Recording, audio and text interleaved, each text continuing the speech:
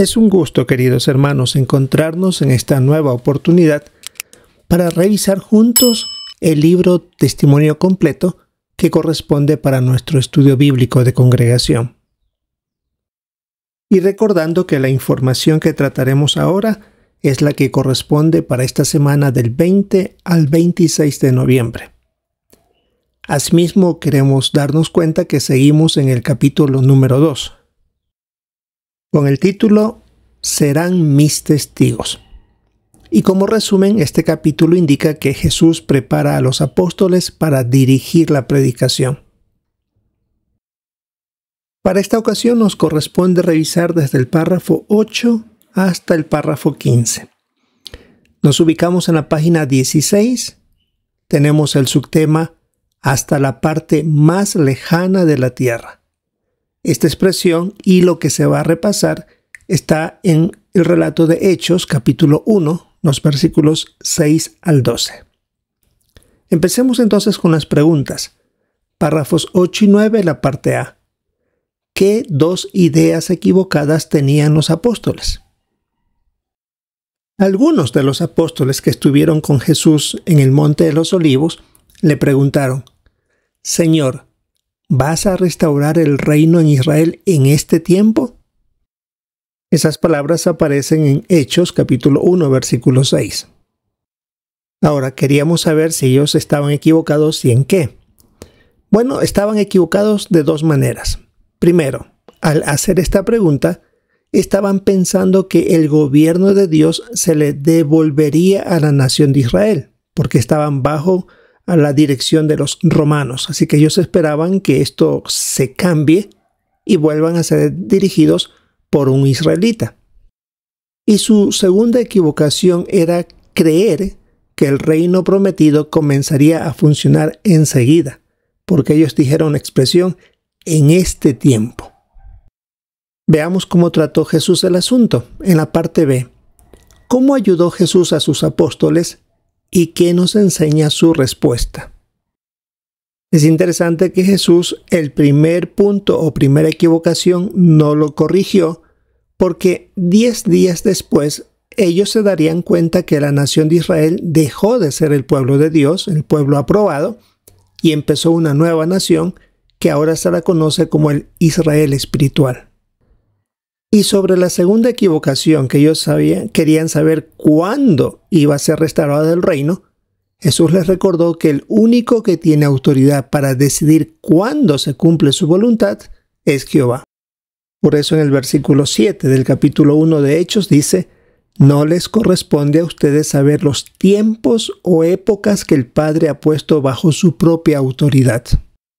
Y eso no solo le aplicaba a los apóstoles, sino también hasta el mismo Jesús reconocía que él no sabía alguna información sobre esto, porque en Mateo 24:36 dijo: solo el Padre sabía el día y la hora. Ni siquiera Jesús lo sabía en ese momento, por supuesto.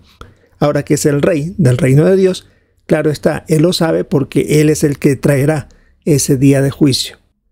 ¿Y qué nos enseña esa lección? También nos incluye a nosotros. Queremos estar pendientes de los acontecimientos, pero no queremos tratar de dar a entender o especular cuál puede ser la fecha exacta que vendría al fin. Eso es algo que, como Jesús dijo, no nos corresponde a ningún ser humano. Veamos el párrafo 10. ¿Qué actitud de los apóstoles debemos imitar y por qué? Aunque, como hemos visto, en ciertos aspectos se adelantaban con sus opiniones personales, ellos aceptaron la corrección cuando la recibieron. Aún así, tenían una buena actitud. Estaban ansiosos de ver señales de que Jehová intervendría pronto. Por lo tanto, estaban demostrando que estaban despiertos en sentido espiritual. Y esa es la misma actitud que queremos nosotros tener. Una actitud vigilante en este periodo que envuelve más todavía porque estamos en los últimos días, como indica 2 Timoteo 3, del 1 al 5, donde están una serie de acontecimientos que demuestran la época en la que estamos viviendo. Veamos párrafos 11 y 12, la parte A.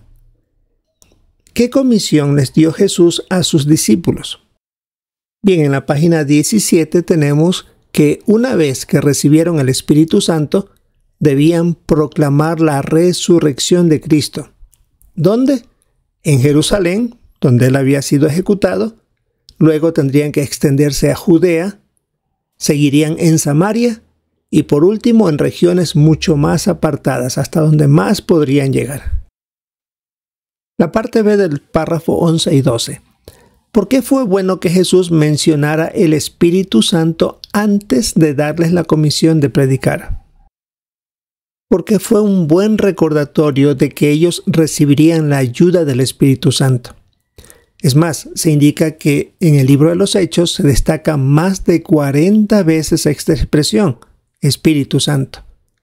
Por eso nosotros también queremos reconocer que si deseamos hacer la voluntad de Jehová, como indica Lucas 11:13, necesitamos pedírselo a Jehová todos los días y Él con gusto lo compartirá para darnos las fuerzas para continuar en esta labor.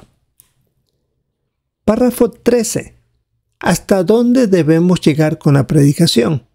¿Y por qué debemos participar en ella con entusiasmo? Porque sabemos que Jehová quiere que lleguemos a toda clase de personas y es que nuestro territorio abarca más que en el primer siglo. ¿Y por qué predicar con entusiasmo? Porque esta es una labor que da mucha satisfacción.